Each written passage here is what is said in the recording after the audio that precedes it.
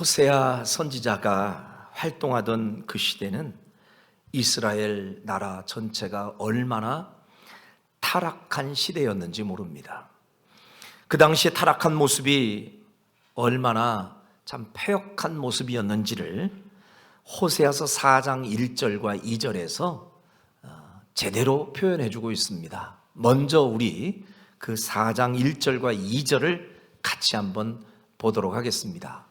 자, 함께 읽어볼까요? 시작. 이스라엘 자손들아, 여호와의 말씀을 들으라. 여호와께서 이 땅 주민과 논쟁하시나니 이 땅에는 진실도 없고 인애도 없고 하나님을 아는 지식도 없고 오직 저주와 속임과 살인과 도둑질과 간음뿐이요 포악하여 피가 피를 뒤이음이라. 네, 한마디로 당시의 이스라엘 백성들, 또 이스라엘이라는 나라가 이런 정도의 모습이었습니다. 얼마나 타락하고 얼마나 부패되어 있던지, 그 나라에는 진실도 인애도 하나님을 아는 지식도 없고 있는 것은 오직 저주, 속임, 살인, 도둑질, 간음, 그리고 사람들이 포악해서 피가 피를 뒤이었다. 그 소리는 피의 보복이 끊임없이 반복되었다, 그 소리입니다. 이 정도로 부패되고 어려웠던 시대가 호세아가 활동하던 당시의 북왕국 이스라엘의 모습이었습니다. 저는 어쩌면 오늘 우리가 사는 시대와 별반 다르지 않은 모습 아닌가 하는 생각도 해봅니다. 여러분, 이 정도의 모습이라면 하나님도 어쩌면 더 이상 그 백성과 나라에 기대하지 않고 기대할 것도 없고, 그리고 더 이상 저 백성과는 내가 관계를 갖고 있는 것도 의미도 없다 하는 그 생각으로 관계를 끊고 포기해 버릴만 하지 않겠습니까? 그런데 이상한 것은 하나님께서 그렇게 형편없는 이스라엘 백성들을 여전히 포기하지 않으시고 끝까지 그들을 돌이키려고 애쓰시는 그런 하나님의 모습을 보이고 있습니다. 여러분, 이 모습이 바로 우리를 사랑하시되 끝까지 포기하지 않으시고 끝까지 사랑하시는 하나님의 모습인 줄로 믿습니다. 오늘 호세아 1장 1절에 보면 하나님의 말씀이 호세아에게 임하는 장면이 나오는데요. 1절 한번 같이 확인해 보겠습니다. 시작.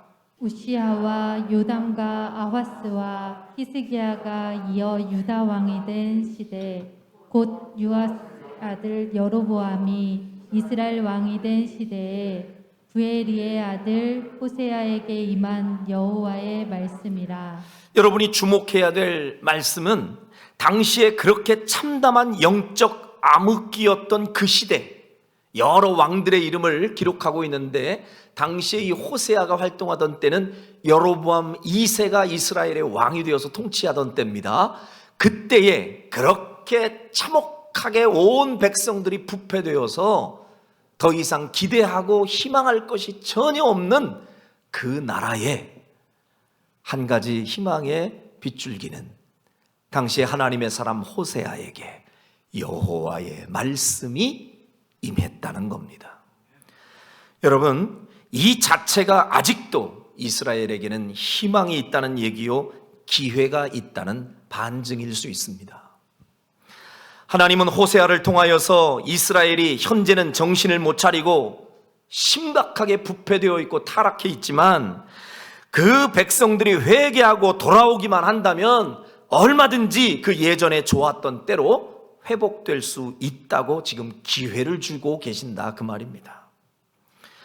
이 말씀을 우리의 삶 속에 그대로 적용하면 하나님의 말씀이 아무리 우리가 참 힘겹고 어려운 시대 속에서 내가 방황하는 현장 속에 내가 있다 할지라도 그 가운데 하나님의 말씀이 내게 들려오고 있다면 아직도 하나님이 나를 포기하지 않고 내게 기회를 주고 계신다는 증거인 것을 믿으시길 바랍니다.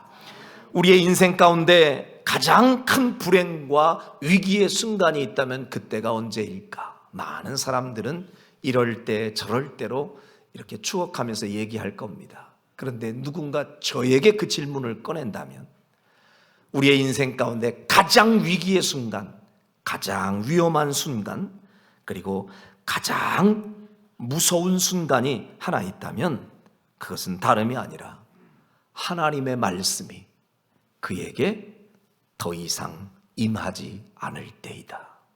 저는 그렇게 생각합니다. 이건 가장 심각한 위기예요. 하나님의 말씀이 더 이상 그에게 임하지 않는다. 육체적으로는 아무 문제 없는 것처럼 느낄지 모르지만 그러나 영적으로 보면 가장 위험한 순간입니다. 하나님의 말씀을 들어도 감동이 전혀 없고 어떠한 찔림도 없고 그리고 전혀 깨달아지는 것도 없고 그런데도 본인은 정작 아무런 위기의식을 느끼지 않는다? 여러분, 그 자체가 가장 심각한 위기인 겁니다. 굳이 예를 든다면, 우리의 육체적으로 예를 든다면 몇 날 며칠을 내가 음식도 먹지 않고 밥도 먹지 않고 음식이 내게 공급이 되지 않는데도 배고픈 것도 모르고 고통도 못 느끼고 지금 어떤 문제가 내 속에서 벌어지는지 아무 느낌조차 느낄 수 없다? 괜찮은 걸까요? 가장 위험한 순간을 그는 지금 보내고 있는 겁니다. 오늘 우리 교회에 함께 출석을 하신 우리 집사님이신데 지난 목요일 날 같이 이렇게 식사를 나눈 도중에 본인 이야기를 솔직하게 얘기하시더라고요. 어느 한순간 조금 교회에서 많은 어려움과 상처가 있어서 잠깐 교회 나가는 것을 좀 쉬셨다고 그래요. 그런데 처음에 주일에 교회를 딱 안 나가니까 바쁠 때 교회를 안 나가니까 시간이 확 생기는 것 같고 괜찮더래요. 좀 쉴만한데 시간도 많고. 근데 시간이 점점 흘러가면서 갑자기 마음이 불안해지고 두려워지고 겁도 나고 내가 이러면 안 되는데 하는 생각도 들고 내가 교회를 가야 하는데 하는 생각이 자꾸 마음속에 들더라 하는 고백을 하시더라고요. 여러분, 하나님이 그 영혼을 부르고 있다는 그 신호를 느낀다는 얘기는 소망이 있다는 얘기요, 회복이 가능하다는 얘기인 줄로 믿습니다. 예, 그걸 느끼지 못하는 게 큰 위기요. 여러분, 그게 불행이에요. 근데 내게 어쨌든 하나님의 말씀이 계속해서 끊임없이 사인이 오고 들려온다는 것은 아직도 기회가 있다는 이야기입니다. 어쩌면 지금 우리가 살고 있는 이 시대는 호세아 시대와 비슷한 절망과 혼란스러움이 막 뒤범벅된 시대라고 얘기해도 틀린 얘기는 아닐 것 같아요. 그럼에도 불구하고 우리가 소망을 가질 수 있는 이유는 하나님이 아직도 우리를 포기하지 않으시고 여전히 우리에게 말씀하고 계심을 알기 때문입니다. 이것이 은혜입니다. 여전히 내게 지금 말씀하고 있다는 게 은혜예요. 그러면 호세아서는 총 통틀어서 14장밖에 안 되는 짧은 장입니다. 그런데 이 호세아서 14장까지 계속해서 반복되는 하나님의 외침, 하나님의 호소, 도대체 백성들에게 무엇을 말씀하고 계시는가? 하나님께서 여러 상황들을 이제 그들에게 보여주면서 이런 이야기 저런 이야기 하십니다. 그런데 핵심적으로 하나님이 그 백성들에게 가장 하고 싶었던 말씀이 무엇일까요? 그 말씀을 한 구절로 딱 축약하면 호세아서 14장 1절과 2절의 말씀이 바로 핵심 요절이 될 수 있습니다. 같이 한번 앞에 보시고 읽겠습니다. 시작. 이스라엘아, 내 하나님 여호와께로 돌아오라. 내가 불의함으로 말미암아 엎드려졌느니라. 너는 말씀을 가지고 여호와께로 돌아와서 아뢰기를 모든 불의를 제거하시고 선한 바를 받으소서. 우리가 수송아지를 대신하여 입술의 열매를 주께 드리리이다. 아멘. 하나님의 호소는 분명합니다. 이스라엘아, 네 하나님 여호와께로 돌아오라. 네가 불의함으로 말미암아 엎드려진 형편이지만 그러나 그 자리에서 일어나서 너는 말씀을 붙잡고 다시 내게로 돌아오라. 돌아오라. 이게 바로 호세아 선지자를 통하여 당시의 백성들에게 호소하고 계시는 하나님의 음성이었습니다. 바로 이 음성이 오늘의 나를 향하고 있다는 사실을 깨닫는 여러분들이 되시기를 주님의 이름으로 축원합니다. 하나님이 우리에게 말씀을 주시는 방법은 참 다양합니다. 한 가지 방법만 쓰시는 게 아니에요. 다양한 경로와 채널을 통해 우리에게 말씀하시는 하나님이세요. 예를 든다면 이렇게 목사를 통해서 설교하는 과정 가운데 여러분에게 음성을 주십니다. 인정하시면 아멘. 그래서 설교 시간은, 말씀을 여러분들이 듣고 있는 시간은 몰랐던 성경을 목사님이 풀어주는 것을 풀어주는 거 하나하나 듣다가 이렇게 지식적으로 뭘 알아가는 거, 그런 정도에 만족하면 안 되고, 오늘 그 짧은 시간에 하나님이 목사를 통하여서 내게 지금 음성을 주고 계신다. 내게 주시는 말씀이 도대체 무언가, 그리고 귀를 쫑긋 세우고 하나님의 말씀을 들어야 할 줄로 믿습니다. 자, 그렇게 말씀 주실 때가 있고, 또 어떤 때는요, 꿈을 통해서도 하나님이 하나님의 뜻을 우리에게 주실 때가 있어요. 꿈. 그래서 그런 꿈을 우리는 영몽이라고도 합니다. 영적인 꿈. 근데 대부분의 많은 꿈들은 여러분들이 뭐 이렇게 뭘 걱정하다가 그냥 이렇게 지나쳐도 될 만한 일들이 이렇게 꿈속에서 잠깐 나타나고 막 산만하고, 이런 꿈들은 거의 그냥 전문 용어로 개꿈입니다. 그러니까 별로 신경 안 써도 돼요. 근데 영적인 꿈, 이 꿈은 딱 꿈을 꾸고 깨면서 여러분의 마음속에 깨달음이 와요. 하나님이 이 꿈을 주신 것은 나에게 이런 깨달음을 주시려고 이 꿈을 주셨구나. 꿈을 통해서도 하나님이 말씀을 주실 때가 있어요. 그런가 하면 어떤 경우에는 하나님이 내 주변의 상황을 통해서도, 여러 가지 갖가지의 상황을 통해서 내게 은밀하게 세미하게 음성을 주실 때가 있어요. 말씀을 주실 때가 있습니다.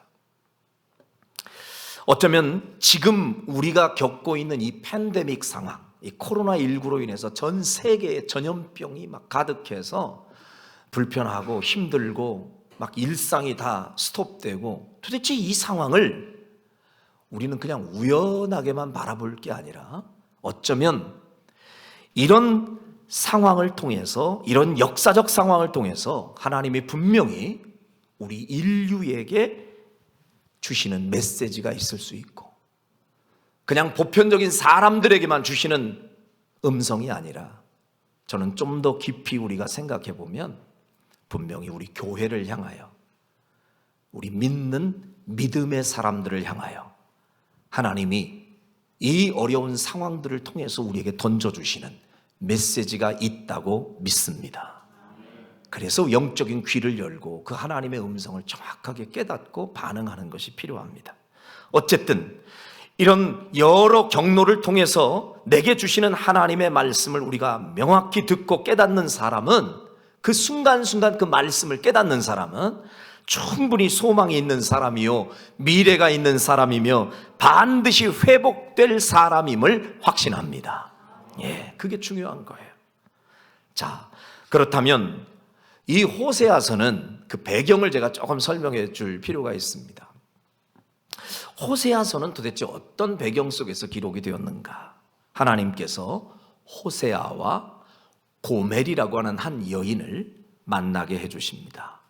그리고 이 두 사람이 결혼하여 가정을 이루고 또 자녀도 낳고, 일반적으로는 그냥 가정생활일 수 있는데 이 독특한 이 두 사람의 만남 속에서 이루어지는 가정생활을 통해 하나님이 백성들에게 말씀하고 싶었던 게 있어요.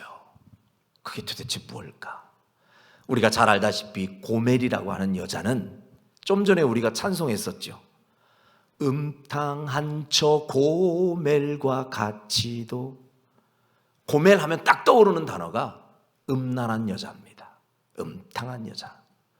오늘날 우리식으로 표현하면 매춘부, 창녀 뭐 이런 여인으로 취급할 수 있는 여인입니다.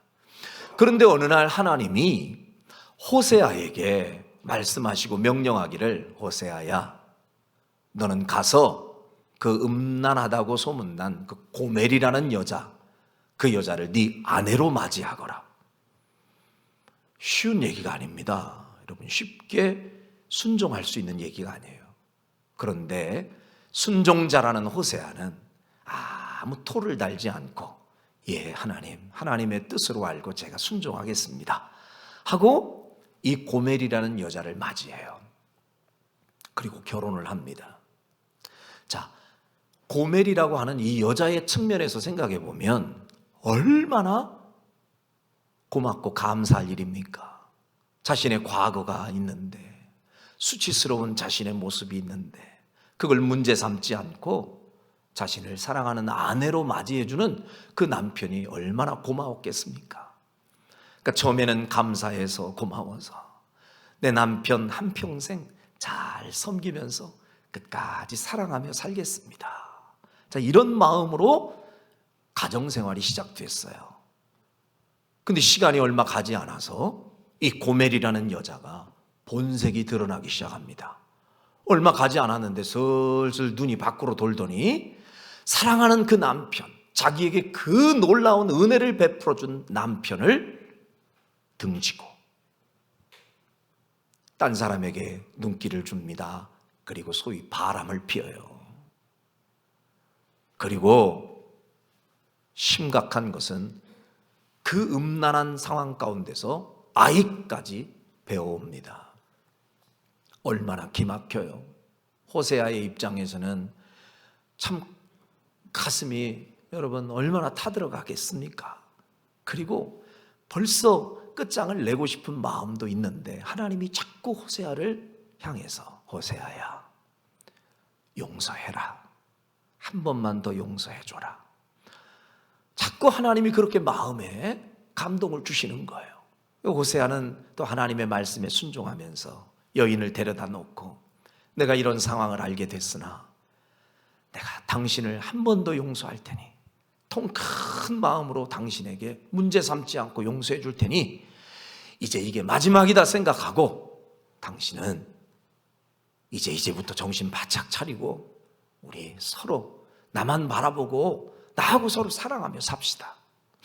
네, 알겠어요. 내가 그동안 잘못됐어요. 이제 다시는 안 그럴게요. 회개하고 마음에 딱 다짐을 하더니 한 달쯤 지났나요? 2달쯤 지났나요? 갑자기 이 고멜이 또 슬슬 본색이 또 드러나요. 그러더니 또 이쪽 저쪽 돌아다니다가 바람을 피워서 또 문제를 일으킵니다. 이걸 호세아가 또 알게 돼요. 이런 일이 계속 반복이 되는 거예요. 도대체 이게 뭔 일인가? 근데 하나님이 이 상황을 통하여서 호세아에게 메시지를 줍니다. 그 음탕한 고멜, 은혜를 크게 잊고 이제 새롭게 살 기회를 얻었던 그 고멜, 그 사랑하는 남편에게 한평생 섬기고 감사하면서 찬송하면서 살아야 될 그 고멜이 남편을 등지고 또다시 바람 피우고 또다시 밖으로 나가서 엉뚱한 남자에게 마음을 뺏기고, 이 모습이 누구인지 아느냐?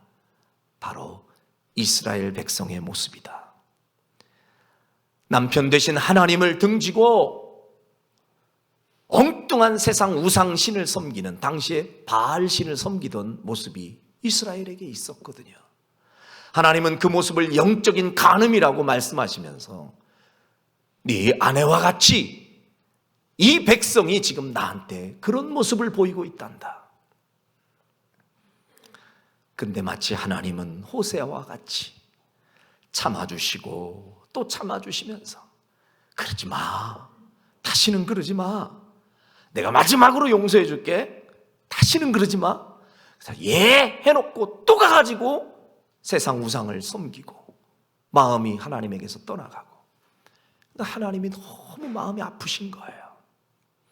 지금 그 상황이 호세아에서의 모든 어떤 내용을 이루고 있는 내용이에요. 그러면서 하나님이 하고 싶은 말씀은 제발 그러지 말고 돌아와라. 나에게로 돌아와라. 그 소리를 하고 계시는 겁니다. 이런 백성들을 바라보는 하나님의 심정이 어떻겠습니까? 여러분, 만일에 여러분이 하나님이시라면, 만일에 여러분이 호세아와 같은 자리에 있다면 그런 부정한 여인을 바라보고 그 음탕하고 부정한 그 백성들을 바라볼 때 그 마음이 어떠했겠습니까? 오늘 그 하나님의 솔직한 심정이 여과 없이 그대로 표현되고 있는 구절이 오늘 1장에 나옵니다. 6절 말씀 한번 보실까요? 자, 6절 시작.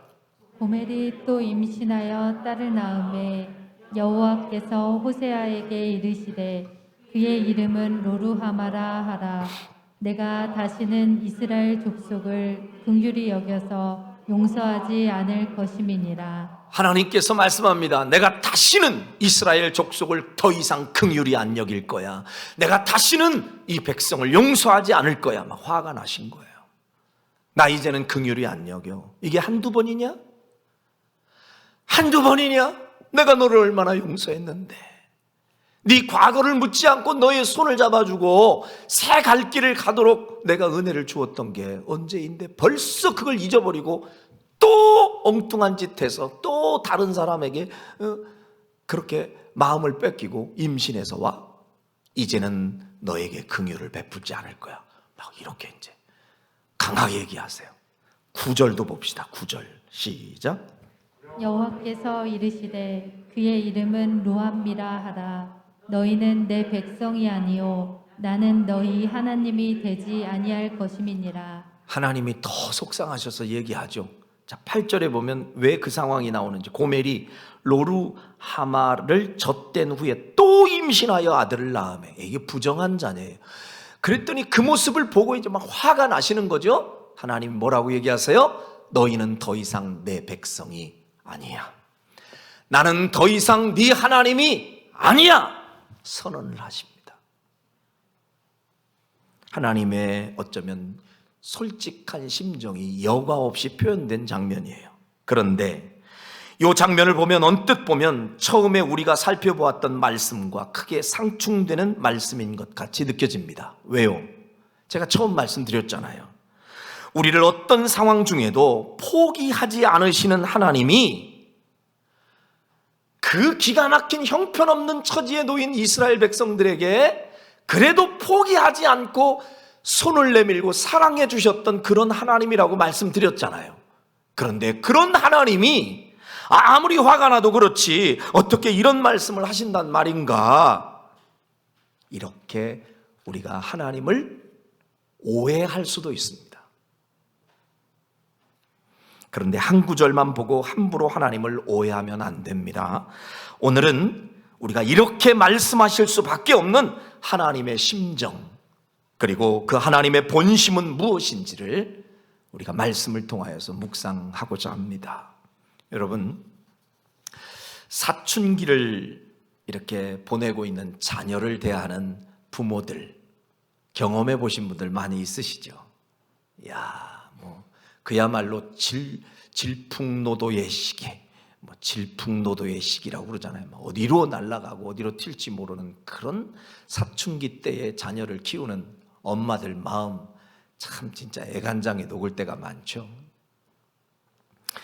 근데 가끔 보면 어떤 때는 전쟁을 치르듯이 아이랑 이렇게 밀당을 하고 막 싸움을 합니다. 줄다리기를 하는데 가끔 이제 엄마들이 막 화가 너무 많이 치밀어 오르면 이야기하다가 이제 막 할 말 막 이제 쏟아붓는 거죠. 저놈의 자식, 아주 당장 우리 집에 호적에서 널 파버려야 돼. 너는, 그리고 더 나아가서 내가 너 같은 놈을 낳고 미역국을 먹었다는 것이 미역이 아까워. 막 거침없이 얘기가 쏟아집니다. 그러면 언뜻 그 이야기를 듣는 자녀의 입장에서는 그 엄마의 본심을 제대로 이해하지 못하면 그 말 한마디에 큰 상처를 입고 어떻게 엄마가 이럴 수가 있어? 어떻게 엄마가 아무리 화가 나도 그렇지 나한테 이런 말을 할 수가 있어? 그래서 또 이제 그 말꼬리를 붙잡고 시험에 들 수가 있거든요. 그런데 분노해서 엄마가 쏟아내는 그 말투 속에는 사실 우리는 어른들은 그 본심을 알아요. 진짜 그 아이를 호적에서 파고 싶어서, 설마하니 그 아이를 괜히 낳았다는 생각을 정말로 해서 그 소리를 했겠습니까? 너무 화가 나고 분이 나니까 그 분노의 감정이 그 속에 이렇게 묻어서 표현되는 그 표현 속에는 진지하게 보면 그 자녀를 돌이키고 싶어서, 그 자녀를 제대로 세우고 싶어서, 내가 너를 아직도 포기하지 않았어, 제발 좀 정신 차리고 자녀다운 자녀가 됐으면 좋겠어 하는 그 엄마의 간절한 마음이 담겨져 있는 의지의 표현이에요. 마찬가지로 이런 관점에서 우리는 6절과 9절의 표현을 우리가 바라봐야 합니다. 하나님의 본심을 모르고 본문을 읽으면 하나님이 마치 횡설수설하시는 것처럼 느껴질 수도 있어요. 그러나 하나님의 진짜 본심은 무엇입니까? 오늘 10절의 말씀이 하나님이 진짜 하고 싶었던 말씀이에요. 자, 1장 10절 시작. 그러나 이스라엘 자손의 수가 바닷가의 모래같이 되어서 헤아릴 수도 없고 셀 수도 없을 것이며 전에 그들에게 이르기를 너희는 내 백성이 아니라 한 그곳에서 그들에게 이르기를 너희는 살아계신 하나님의 아들들이라 할 것이라. 아멘. 9절과 10절이 완전히 상반되는 내용이에요. 나는 더 이상 네 하나님이 아니야, 너희는 내 백성이 아니야 라고 선언하셨던 하나님이 10절에서는 다른 표현을 하십니다. 그러나 이스라엘 자손의 수가 앞으로는 바닷가의 모래같이 될 것이고 헤아릴 수도 없고 셀 수도 없을 만큼 회복될 것이야. 전에 그들에게 이르기를 너희들 내 백성 아니야 라고 말했던 그곳에서 내가 다시 말하기를 너희는 살아계신 하나님의 아들들이 될 것이다. 이게 하나님의 본심이에요. 좀 전에는 분노해서 외쳤던 소리라면 그 내면의 하나님의 본심은 그러니까 제발 내 마음 좀 이렇게 아프게 하지 말고 정신을 차리고 회개하고 내게로 돌아와. 돌아오기만 하면 나는 너희의 하나님이 되어줄 거야. 너희들을 회복시켜 줄게 하는 그 하나님의 본심. 사람이요, 성숙하게 되면 부모님들이 여러 가지 다양한 표현으로 표현해도 그 부모님의 마음이 어떠한지를, 그 본심을 빨리 캐치할 수가 있습니다. 성숙한 자녀들은. 예전에, 요즘은 그 CF를 잘 못 봤는데 예전에 한 재밌는 CF가 있어요. 그 막 시골에, 그 산촌에 사는 시골에 그 할아버지 한 분이 마당으로 막 나와가지고 이제 영상 편지를 보내죠.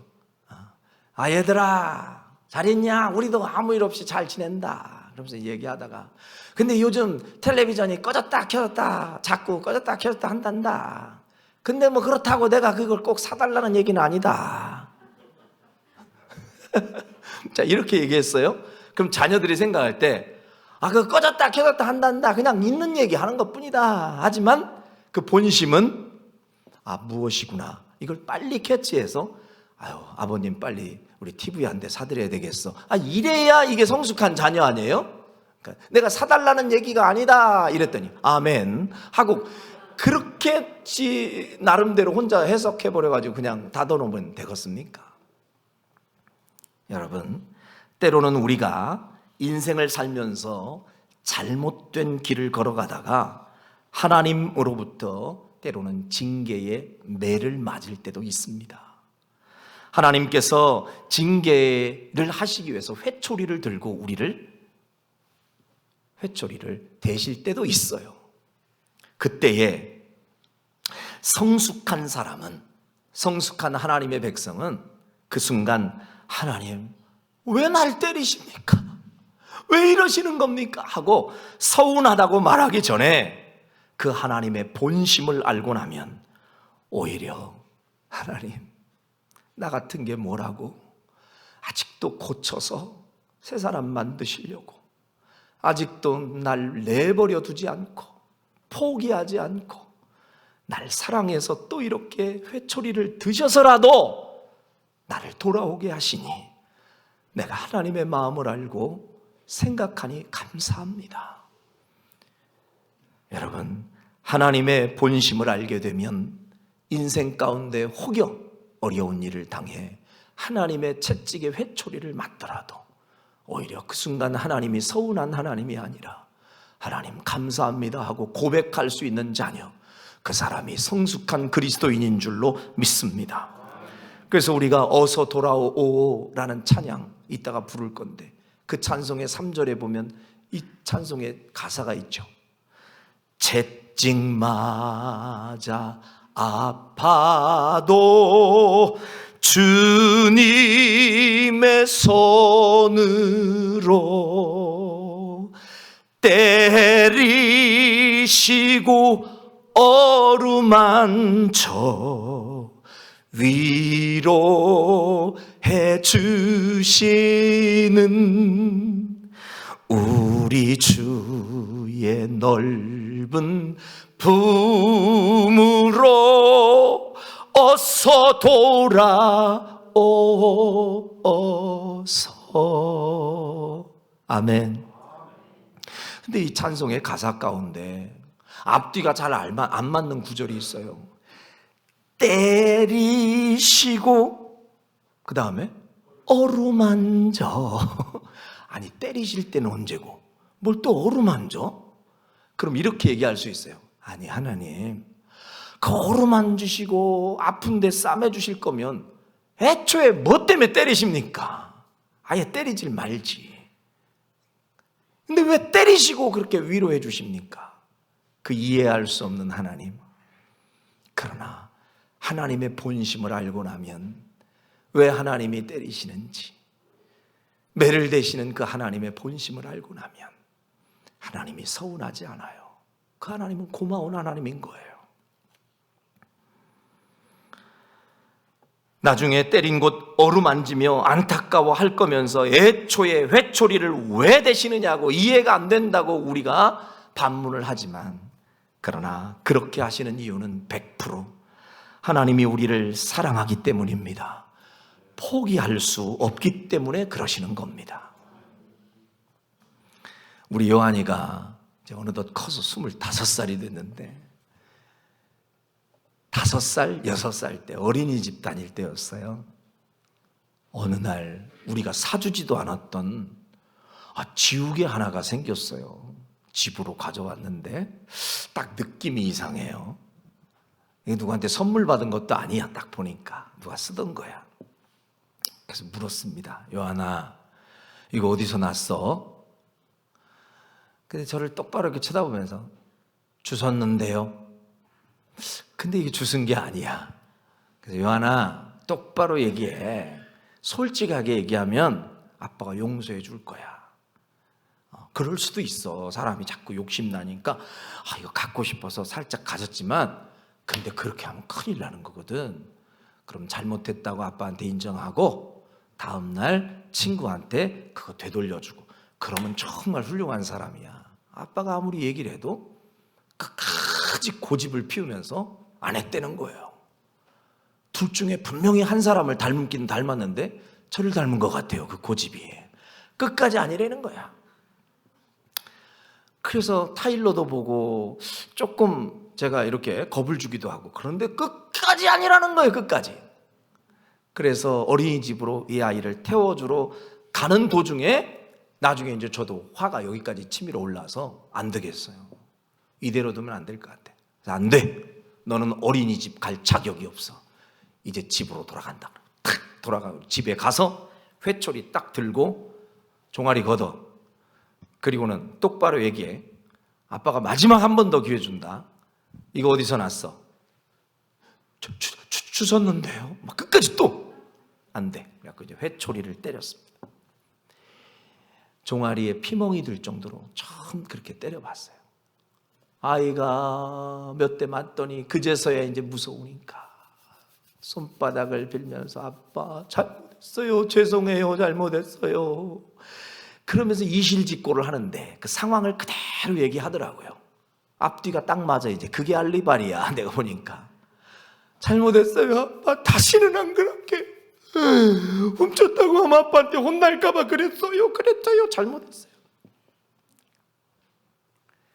얼마나 매를 맞고 얘가 지쳐서 울다가 지쳐서 나중에는 쓰러져 잠이 들었어요. 자면서도 울어. 느끼를 주면서. 그 아이를 바라보는 엄마가 옆에 있다가 마음에 애간장이 녹고 더 마음 아픈 건 저죠. 가만히 그럼 바라보다가 안티프라민 가져와. 조금 전에 때렸던 제가 종아리 만지면서 어루만져 주는 거야. 이놈 새끼, 이놈의 새끼. 고집이 왜 이렇게 세? 진작 잘못했다고 했으면 덜 맞잖아. 진작 잘못했다고 하면 아빠가 너 용서해 줄 건데 너 왜 그래? 싸매 주는 거야. 그리고 혼자 울어. 철없는 아이 때는 이렇게 얘기할 거예요. 아니 안티프라민 바르면서 왜 이렇게 시퍼렇다고 그 안타까워 할 거면 왜 때려요? 이렇게 할 거예요. 성숙한 자녀는 아빠의 본심을 알고 나면 아빠 저를 고쳐서 새 사람 되게 하시려고 정직하게 키우려고 아빠가 그러신 거 저 알아요 하고 오히려 감사하지 않겠습니까? 여러분, 이 때리시고 어루만져 위로해 주시는 하나님의 모습이 딱 그 모습이에요. 히브리서 12장 8절에 보면 이런 말씀이 있습니다. 같이 시작. 징계는 다 받는 것이거늘 너희에게 없으면 사생자요 친아들이 아니니라. 여러분, 징계는 누구나 다 받는 거예요. 만일에 너희에게 그 징계 자체가 없다면 그 사람은 사생아요 친아들이 아니다. 오히려 하나님 앞에 때로는 하나님께서 인생 가운데서 회초리를, 때로는 고난을 우리에게 허락하시면서 깨닫게 해주시는 것은 여러분이 친자녀이니까, 여러분을 사랑하기 때문에, 여러분을 포기하지 않으셨기 때문에 징계가 온다는 사실을 믿으시기를 바랍니다. 그러므로 하나님의 따가운 질책과 징계 있더라도 그것 자체를 두려워하거나 무서워하지도 마십시오. 오히려 나를 돌이키시려고 고멜과 같이 자꾸 세상의 다른 것들에게 내 마음 뺏기는 그런 우리에게 분노하시고 질투하시는 하나님의 본심을 이해하고 오히려 감사하면서 하나님께 돌아오는 성도가 되시기를 주님의 이름으로 축원합니다. 오히려 신학적으로 표현하자면 가장 무서운 징계는 징계가 없는 것이 징계다라는 말이 있어요. 여러분, 가장 무서운 징계, 징계가 없는 게 징계다. 하나님이 만일에 우리에게 관심을 끊어버리신다면, 더 이상 내 인생에 간섭하지 않으신다면, 내가 어떻게 살든 네 맘대로 살아가라 하고 손 딱 끊으시고 더 이상 우리에게 관심 갖지 않고 징계하지 않으신다면, 이 자체가 우리한테는 회복 불가능한 가장 무서운 징계입니다. 사랑하기 때문에 분노하시고 사랑하기 때문에 때로 징계도 하시는 이 하나님의 본심을 이해하고, 오늘과 같은 이 답답하고 어려운 현실 속에서도 하나님이 우리를 사랑하시기 때문에 우리를 더 성숙시키시려고, 때로는 이런 형식적인 종교인이 아니라 제대로 된 그리스도인이 되게 하시려고 하나님이 오늘 우리에게 이런 고통의 시간을 주셨구나, 이렇게 헤아리면서 하나님께 오히려 이때에 감사와 찬송을 올려드릴 수 있는 성숙한 그리스도인들이 되시기를 주의 이름으로 축원합니다. 엊그제 우리 이현희 권사님이 우리 교회 밴드에 아주 재밌는 글 하나를 올려주셨습니다. 어떤 분이 코로나 시대에 이 상황 가운데서 오히려 은혜로 자신의 삶을 이렇게 적용해서 하나님이 이래서 우리에게 이런 일을 주셨구나 하고 고백한 내용이에요. 재미있어서 제가 여기다 가져왔습니다. 한번 못 들으신 분을 위해서 읽어드리겠습니다. 코로나의 이 채찍을 드신 이 하나님의 본심, 그 하나님이 도대체 이 코로나 상황을 왜 주셨을까? 힘들어요, 죽겠어요 라고 아우성만 치우지 말고 이런 적용도 해보면 괜찮을 것 같아요. 하나님, 우리가 얼마나 서로 거짓과 막말들을 했으면 우리 주둥이를 마스크로 다 틀어막고 살라 하십니까? 하나님, 우리가 얼마나 서로 다투고 싸우며 시기하고 사랑을 안 했으면 서로를 다 거리를 두고 살라 하십니까? 하나님, 우리가 얼마나 죄를 짓고 손으로 나쁜 짓을 했으면 어디 가나 소독제와 물로 그 손을 다 씻게 하십니까? 하나님, 우리가 이웃 간의 사랑이 얼마나 없었으면 서로 주먹으로 인사를 하게 하십니까? 하나님, 이제 주둥이 함부로 놀리지 않고 손으로 나쁜 짓 하지 않고 서로 사랑하며 살겠습니다. 이런 코로나의 상황, 어쩌면 온 인류에게 다가온 이 징계의 채찍 앞에 많은 사람들이 불만을 토로하고 불평하고 원망하고 하나님이 어째 이렇게 하시느냐고, 우리 교회는 왜 이렇게 힘들게 하시느냐고, 그런 소리를 많은 사람들이 낼지라도 여러분과 저는 오히려 성숙한 자녀가 되어 하나님이 오늘 이 시대에 우리를 더 성숙시켜 주시려고, 우리를 참다운 그리스도인 만들어 주시려고 이런 어려운 때를 우리에게 허락해 주셨구나. 주님의 본심을 헤아리고 회개할 것이 무엇인지를 찾아 진심으로 회개하고 주 앞에 돌아오면 주님이 약속한 대로 우리의 삶을 회복해 주실 줄로 믿습니다. 여러분, 하나님의 본심을 아는 성숙한 성도들이라면 우리는 하루하루 살면서 이런 기도를 드려야 된다 생각합니다. 하나님, 나로 하여금 순간순간 곁길 가지 않도록 나를 내버려 두지 마옵소서. 순간순간 따끔하게 말씀으로 질책도 주시고 양심의 가책도 느끼도록 순간순간 내게 말씀하여 주옵소서. 천국 가는 그날까지 이 믿음의 길에서 이탈되지 않도록 하나님, 내 삶에 끝까지 개입해 주시고 간섭해 주시고, 내가 잘못됐다면 회초리를 들어 때려서라도 내가 딴 길 가지 않도록 나를 잡아 주옵소서. 이게 성숙한 자의 기도라고 저는 생각합니다. 사랑하는 여러분, 오늘 우리를 향한 하나님의 본심이 무엇인지 우리는 분명히 알고 있습니다. 남편을 등지고 엉뚱한 음행의 길로 갔던 이 고멜의 모습이 우리의 모습임을 지적하며 더 이상 잘못된 길로 가지 말고 정신을 차리고 내게 돌아오라. 그 길만이 너희가 살 길이요 복된 인생으로 회복될 방법이라고 주님은 오늘 우리에게 말씀하고 계시고, 그 본심을 가지고 우리에게 고백합니다. 아직도 나는 너를 포기할 수 없다. 아직도 나는 너를 사랑한다. 아직도 나는 너를 포기할 수가 없어서 네가 돌아올 때까지 밤마다 문 열어놓고 기다린단다. 기도하겠습니다.